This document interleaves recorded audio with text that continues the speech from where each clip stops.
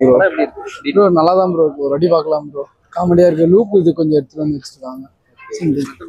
மற்றபடி ஓகே தான் ப்ரோ, பார்க்கலாம் ப்ரோ.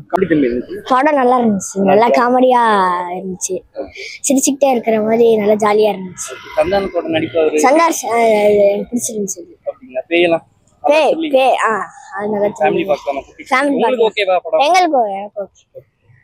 படம் வந்து ஒரு நார்மல் மூவி தான், ரொம்ப ஸ்பெஷலா இல்லாம ரொம்ப சட்டிலா எடுத்திருக்காங்க.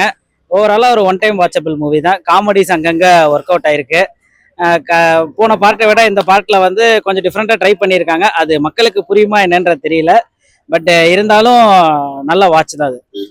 அவரோட நடிப்பு சந்தானம் வந்து ஒரு சென்னை பையனா நடிச்சிருக்காரு. அது ரொம்ப நல்லா இருந்துச்சு, புதுசா இருந்துச்சு அதை பாக்குறதுக்கு. நல்லா இருந்துச்சு ப்ரோ, ஒரு வாட்டி பார்க்கலாம். ஒரு வாட்டி காமெடி ஃபுல்லாவே காமெடி தாங்க, ஹாரர்னு எனக்கு என்ன தோணுது. பேலாம் நிறைய வருதுன்னாங்க, சும்மா டம்மி ப்ரோ, அவ்வளோக்கெல்லாம் இல்லை. அவரோட சந்தானத்தோட நடிப்பு எப்படி இருக்கு? நல்லா இருந்துச்சு. ஓவர் ஆக்டிங் மாதிரி, எல்லாம் ஓவர் ஆக்டிங் தான். காமெடி ஸ்டோரிக்கு ஒர்க் அவுட் ஆச்சு. ஹாரர் மூவி மாதிரி தெரியல, காமெடி தான். காமெடி மூவி தான். ஓகே, அவரேஜா இருக்கு. அவரேஜா? ஆமா, காமெடி இல்லக்கா, காமெடி ஒர்க் அவுட் ஆகவே இல்லை நிறைய இடத்துல. சில இடத்துக்குலாம் வெறுப்பாயிடுச்சு எனக்கு. கிளைமேக்ஸ்லாம் ஏன்டா பாக்குறோம், தூங்குறோன்னு எல்லாம் தூங்கி நிற்கிறாங்க.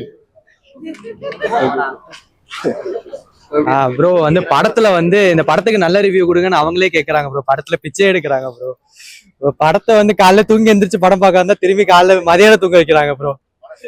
ஆக்சுவலி நீங்க இந்த படத்தை இப்ப ரிவ்யூ, அதாவது கான்செப்டே என்னன்னு பாத்தீங்கன்னா, நான் ஸ்பாயில் பண்ண விரும்பல.